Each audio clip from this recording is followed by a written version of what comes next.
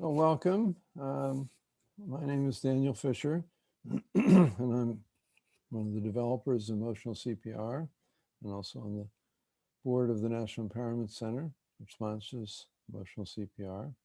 And I'd like to introduce you to Joanna Archangel. Would you like to introduce yourself?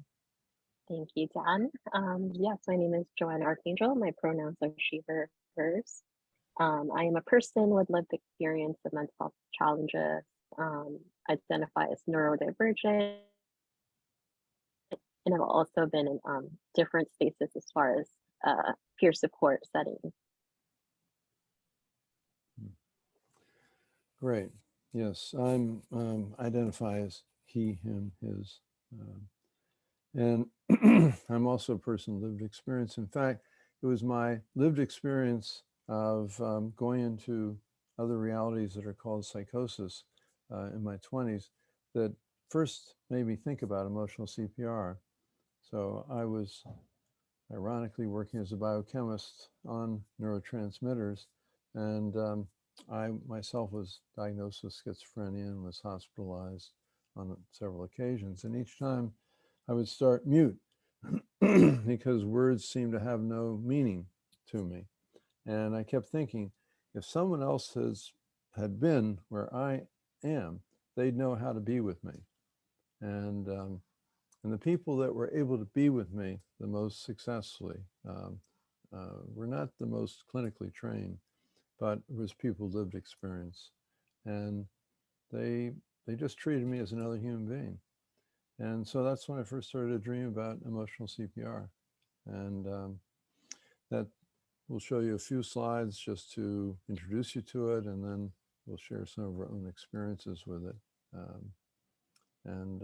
It's really for anybody to help anybody else. And you all, as our peers, will find it very familiar. So let's just look at a couple of slides here. I don't love showing slides, but they can be informative.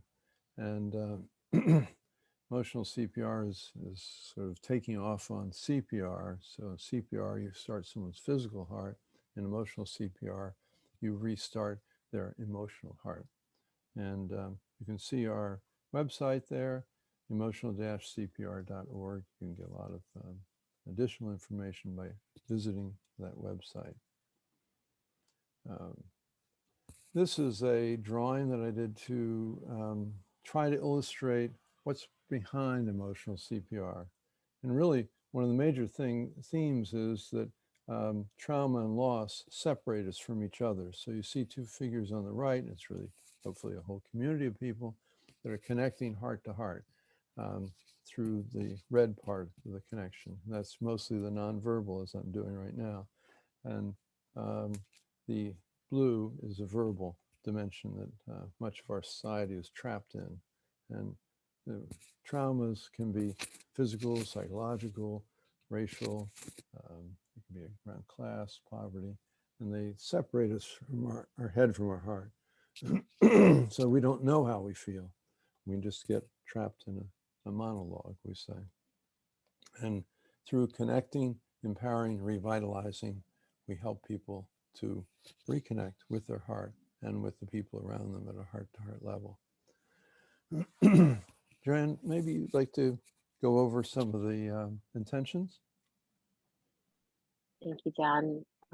So as Dan was saying, emotional CPR stands for connecting, empowering, and revitalizing. So our first intention of ECPR is about connecting. I will connect through my feelings first, respecting you as equally human, fully. So Ting is about listening with my eyes, ears, heart, and respect. So a lot more than just listening by hearing. It really is about connecting. And the second intention is I will hold space for my feelings first. So one way to practice that would be breathing into a deeper space of resonance, becoming aware of your broader feelings or thoughts, just being authentic and knowing how you feel yourself, that you can step into that space of connection. And the third intention is I will share my broader feelings or thoughts and stay with you.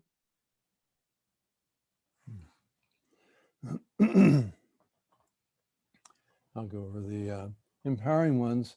This is one of the hardest ones for anybody in the helping profession, and that is instead of trying to fix or judge or advise you, we find it really is much more helpful to be with the person, just to be with them.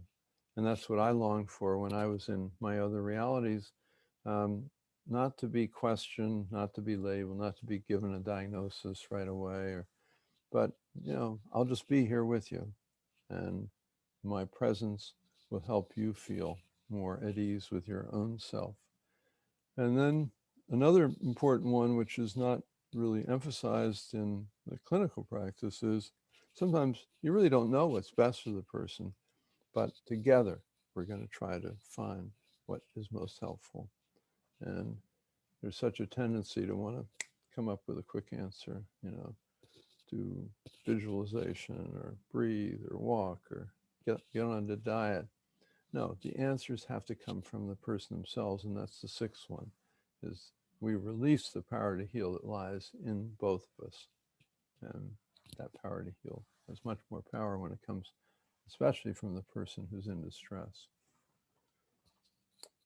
Joanna, what's this R about? So ours for Revitalize, we authentically create new life, new voice, and new hope in the present moment, which is revitalizing for us.